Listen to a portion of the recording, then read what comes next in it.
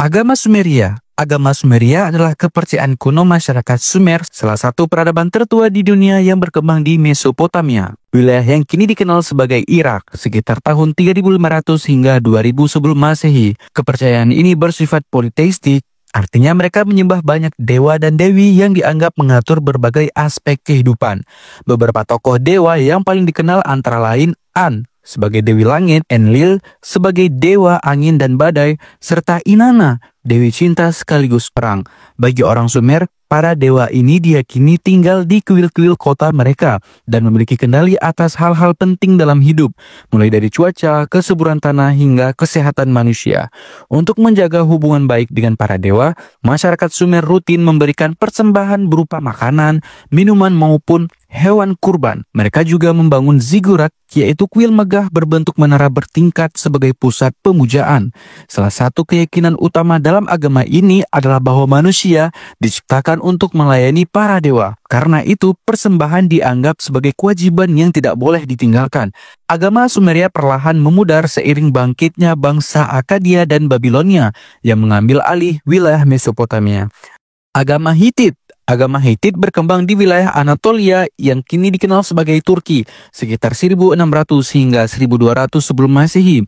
Pada masa itu, bangsa Hittite sedang membangun kerajaan besar yang berpengaruh di kawasan tersebut. Masyarakat Hittite menyembah banyak dewa dan dewi. Salah satu dewa yang paling dihormati adalah Tarhun, yaitu dewa petir dan hujan, yang dipandang sebagai simbol kekuatan sekaligus pelindung kerajaan. Di samping itu, bangsa Hittite juga menaruh hormat besar pada Arina, yaitu dewi matahari yang diyakini sebagai sumber kehidupan dan penjaga bagi rakyat. Selain kedua tokoh utama ini, masih ada ratusan dewa lokal yang disembah di berbagai kota dan wilayah, yang mencerminkan betapa beragamnya kepercayaan dalam agama Hittite. Untuk memuja para dewa, bangsa Hittite membangun kuil dan tempat suci. Di tempat-tempat suci itulah mereka mempersembahkan makanan, minuman, dan hewan sembelihan ataupun benda-benda berharga sebagai tanda penghormatan sekaligus doa agar mendapat perlindungan para dewa.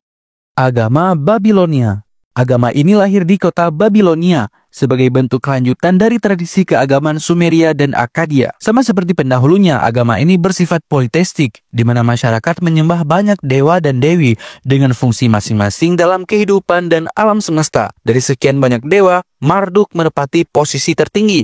Ia dianggap sebagai pelindung kota Babilonia sekaligus penguasa utama. Selain itu, ada Ishtar, Dewi Cinta dan Perang, Ea ataupun Enki sebagai dewa air dan kebijaksanaan, serta Shamash yaitu dewa matahari yang juga melambangkan keadilan.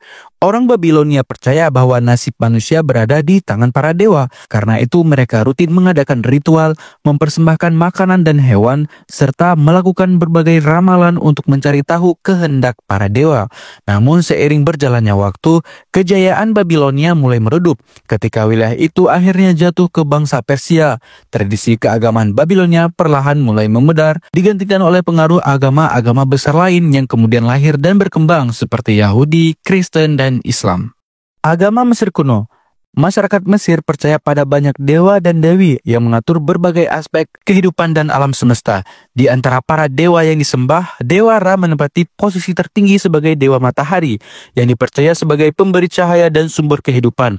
Sementara itu, Dewa Osiris dipercaya menguasai dunia kematian sekaligus kehidupan setelah kematian. Selain itu, ada Dewi Isis yang dihormati sebagai lambang kesuburan serta pelindung keluarga. Keyakinan mereka terhadap kehidupan setelah kematian begitu kuat. Itulah sebabnya orang Mesir membangun makam dan piramida yang megah, serta melakukan proses mumifikasi agar tubuh tetap utuh. Semua hal ini dianggap sebagai persiapan bagi perjalanan jiwa untuk menuju alam baka. Selain para dewa, Fir'aun juga menjadi tokoh utama dalam kepercayaan masyarakat Mesir.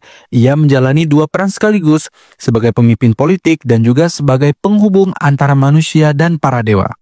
Manikeisme. Manikeisme lahir di Persia pada abad ketiga Masehi, didirikan oleh seorang tokoh spiritual bernama Mani. Agama ini berlandaskan pandangan bahwa dunia adalah medan pertarungan abadi antara cahaya yang melambangkan kebaikan dan kegelapan yang melambangkan kejahatan. Bagi para pengikutnya, hidup manusia dipandang sebagai perjuangan untuk melepaskan jiwa dari kegelapan agar bisa kembali kepada cahaya. Pada masa jayanya, ajaran Mani menyebar sangat luas dari Persia hingga ke Asia Tengah, India, Mesir, bahkan mencapai beberapa wilayah Kekaisaran Romawi. Para pengadutnya menjalani doa, puasa, serta ritual penyucian sebagai bagian dari keseharian mereka. Namun, setelah abad ke-10, Manikeisme mulai meredup akibat tekanan, penganiayaan, dan dominasi agama-agama besar lainnya seperti Kristen dan Islam. Agama Yunani kuno berkembang sejak abad ke-9 sebelum Masehi dan bertahan hingga abad ke-4 Masehi sebelum akhirnya digantikan oleh Kristen dan pengaruh filsafat Romawi. Agama ini mengenal banyak dewa dan dewi yang dipercaya mengatur alam, kehidupan manusia, dan juga nasib setiap manusia. Ada beberapa dewa yang dipuja oleh bangsa Yunani seperti dewa Zeus, Hera, Poseidon, dan Athena.